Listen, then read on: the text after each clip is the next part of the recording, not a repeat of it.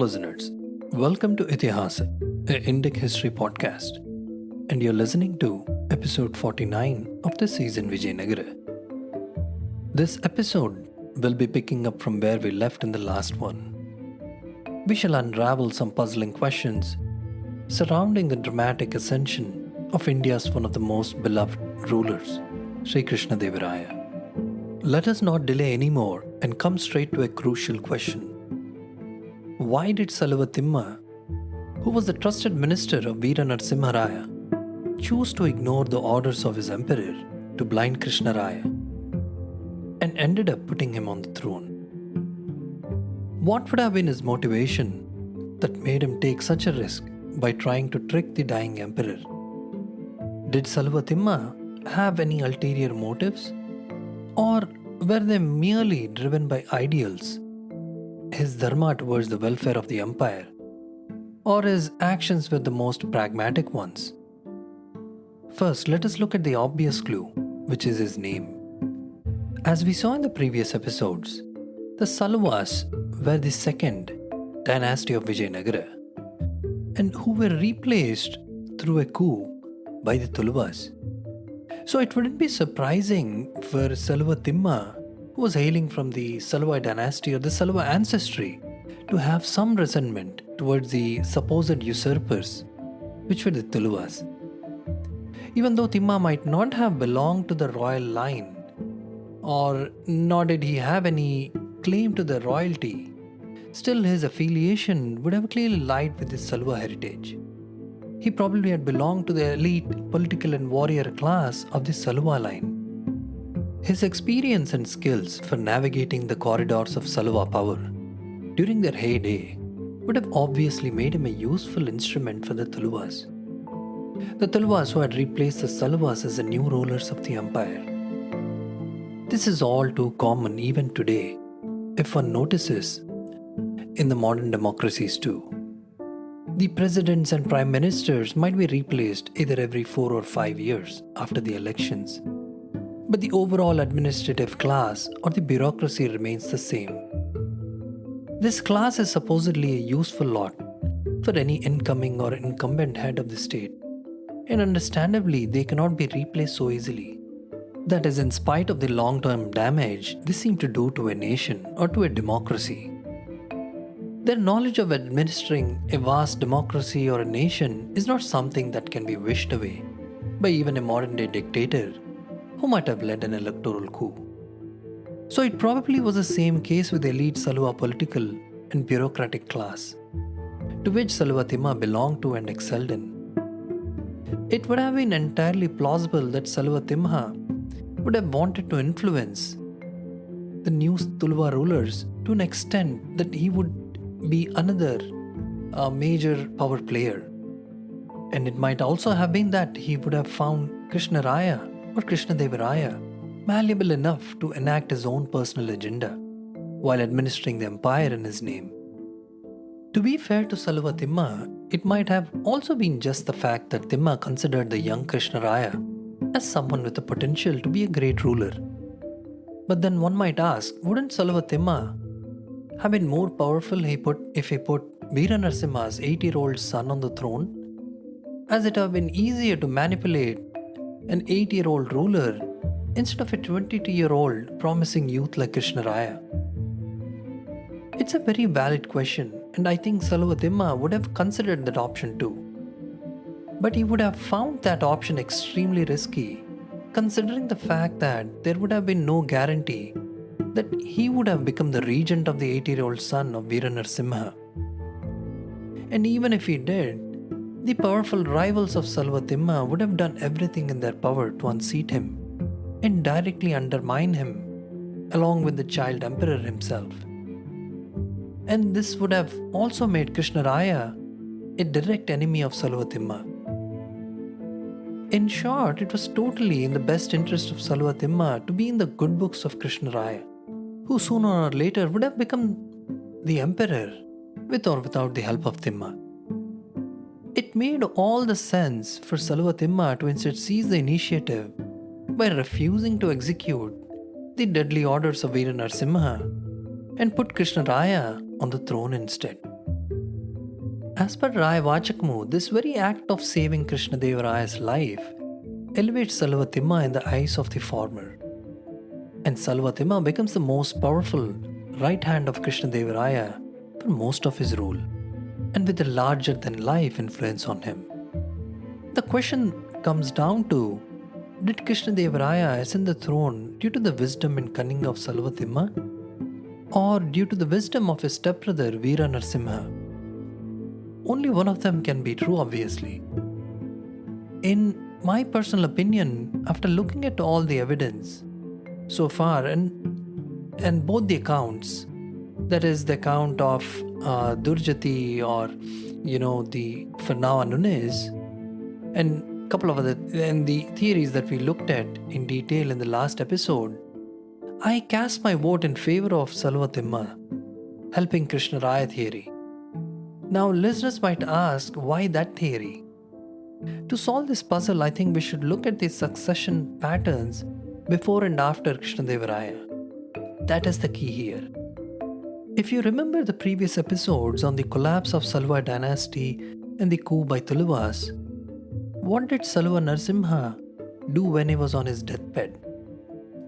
He made his young son, who was still a child, his successor, and entrusted him to his trusted right hand and general Narasanayaka. Now let us look at what Krishna Deva Raya did the first time he was almost on his deathbed. He abdicated his throne and crowned his young child and son as the new emperor, while Krishna Deva Raya himself took over the post of the chief minister. Not many people today know about this fact, and they end up thinking that Krishna Deva Raya nominated his stepbrother Achyuta Deva Raya as his successor. Krishna Deva Raya was on the deathbed or near death twice. The first time, he thought he was about to die, and like I said, he crowned his young child as the new emperor, and he himself took the post of the chief minister. And due to some unfortunate circumstances, Krishna Deva Raya's son, who was the emperor, dies mysteriously. We will look at this episode, in the few episodes further. So now Krishna Deva Raya is left with no other choice, right? So when he's on the deathbed this time, the final deathbed, he is forced to name his stepbrother Achyuta Deva Raya and his son-in-law Aliya Ramaraya as the co-rulers. Though it's not like two emperors, but rather Achyuta Deva Raya is the official emperor, and Aliya Ramaraya is the administrator of the empire.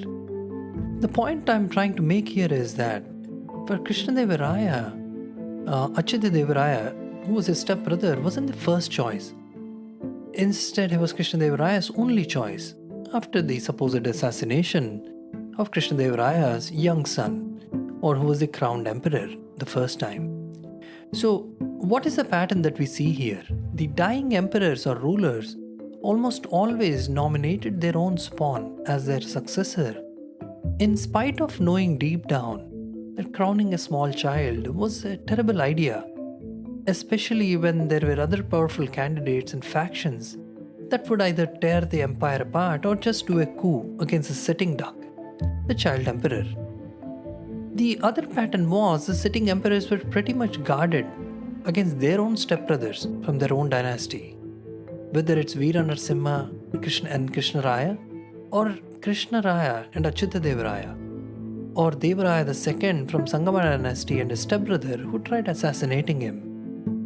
There was always tension between that relationship, and they rarely considered their stepbrothers or even their own brothers as their legitimate successors over their sons. It is a recorded fact that Krishna Deva Raya had put his stepbrothers Achyuta Deva Raya and Rangaraya under house arrest in the fortress of Chandragiri right after Krishna Deva Raya ascended the throne. In light of these patterns, what are the odds that Veera Narasimha Raya abdicated in favor of Krishna Raya before his death in a peaceful manner? The odds are slim. And the epigraphical inscriptions that are shown as a proof of the friendly relationship between Veera Narasimha Raya and Krishna Raya are nothing but a proof of Narsanayaka's two power centers set up left to administer the empire before he died. So it wasn't exactly a proof of the friendly relationship between Veera Narasimha and Krishna Raya that was born out of some altruistic motive. Rather, it was just a side effect of Narsanayaka's wisdom. That is a strong explanation as to why Veera Narasimha might have been forced to leave respectful references to Krishna Raya and his mother Nagala Devi in the contemporary inscriptions during his rule. If one thinks about it, it makes complete sense.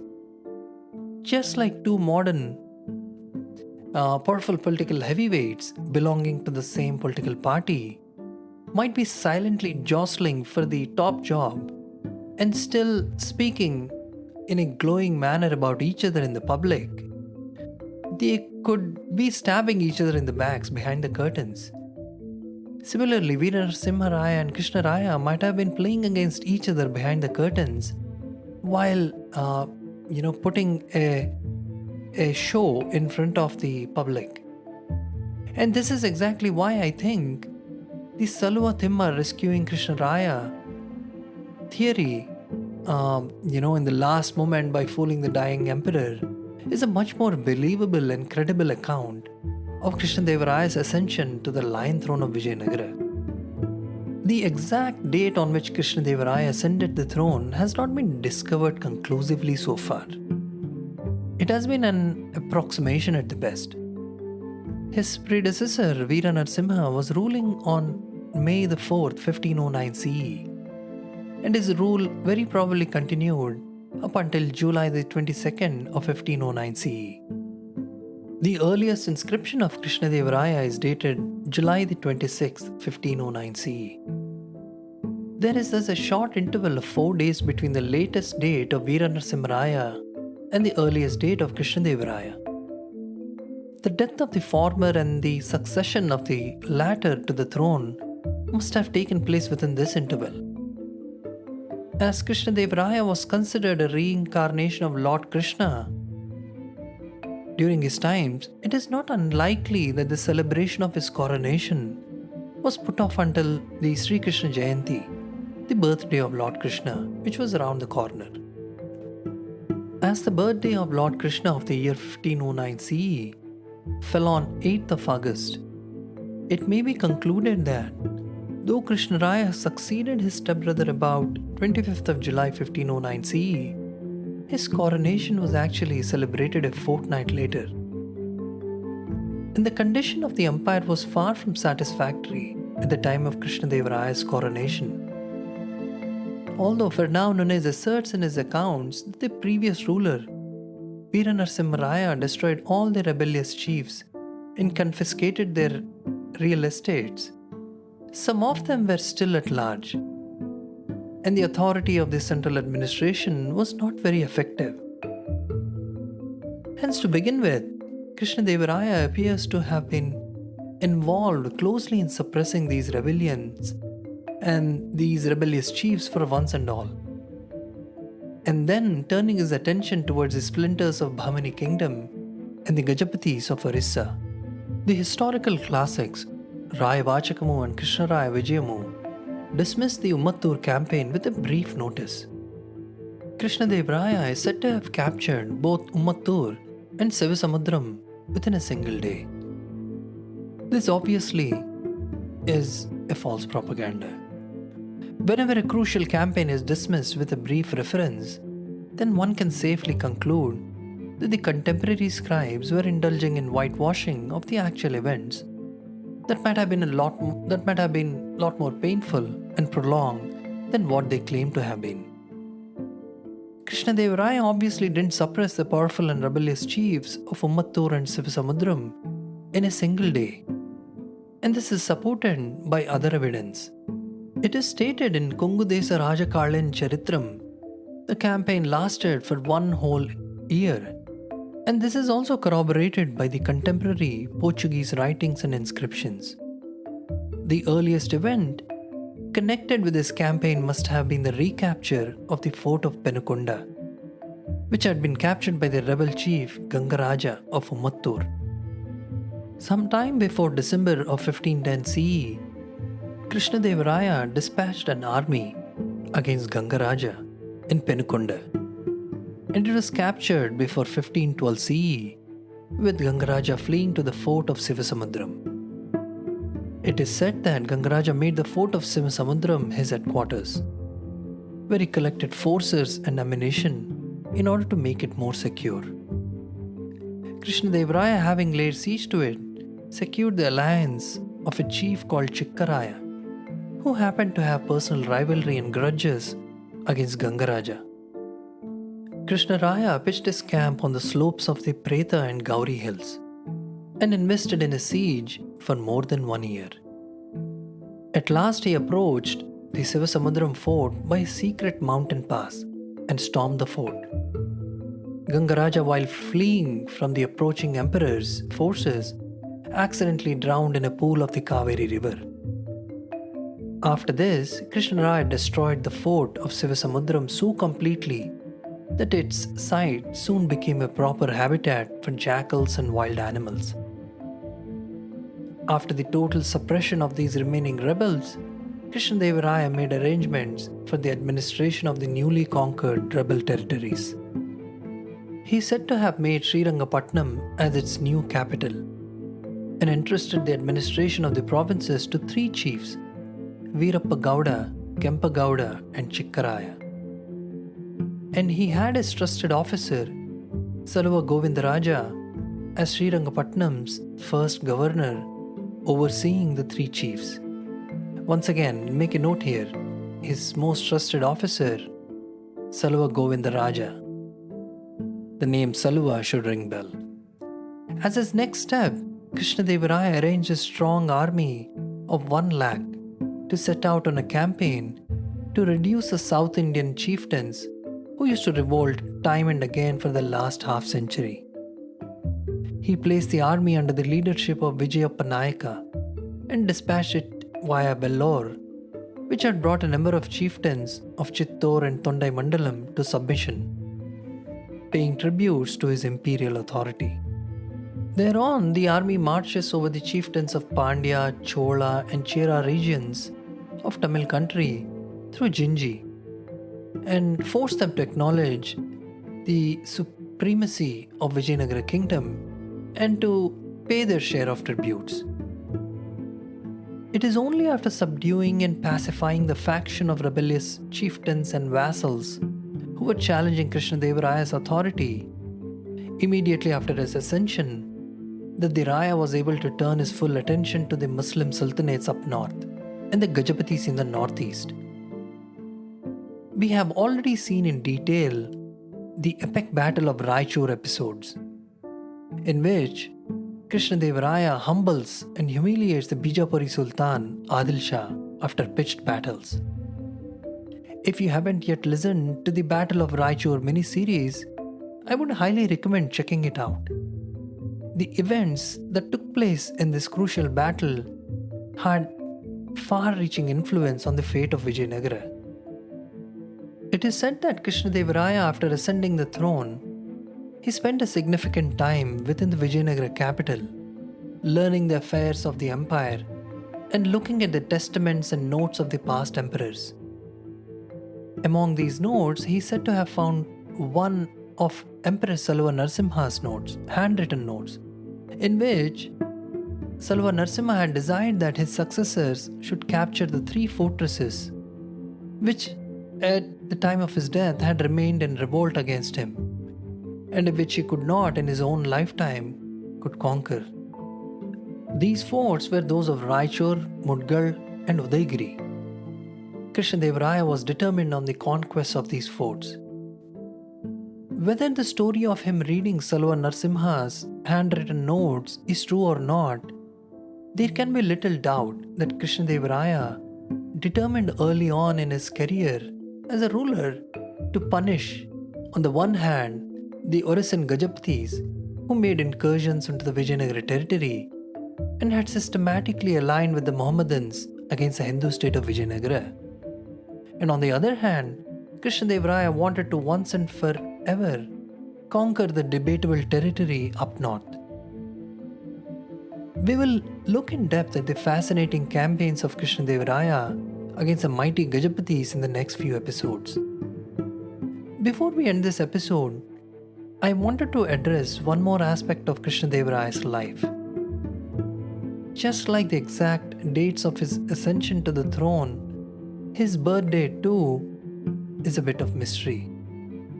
There is no exact record left anymore, or at least that has been found yet. According to the tradition prevalent in the Telugu or Andhra Desa provinces of the empire, he is said to have been born on Friday the 12th of dark fortnight of Pushya, corresponding to the Saka 1387, which is 1465 CE. But many expert historians on Vijayanagara disagree with the 1465 CE as the birth date of Krishna Deva Raya, as that would have put him at the age of 45 years when he was crowned.